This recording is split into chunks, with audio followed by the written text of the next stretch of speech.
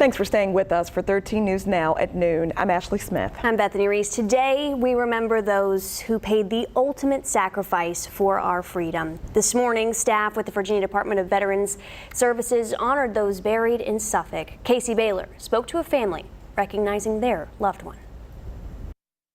This is our first Memorial Day service out here. To remember James Hornbeck, Joe Blair Houston's father, who served as a Lance Corporal in the United States Marine Corps. He was part of the cold weather training that taught pilots and stuff how to endure cold weather. Houston says Hornbeck suddenly died last month after moving to Suffolk about 6 months ago. One of his last wishes was to be buried at the Albert G. Horton J. Memorial Veterans Cemetery in Suffolk. We feel like my dad is with his comrades, of all 4, 5 branches. It is so important for these families to have a national shrine to come to remember their loved ones. And she and her family are remembering him and many other veterans for Memorial Day. Monday morning, several people gathered at the cemetery for the annual ceremony by the Virginia Department of Veterans Services.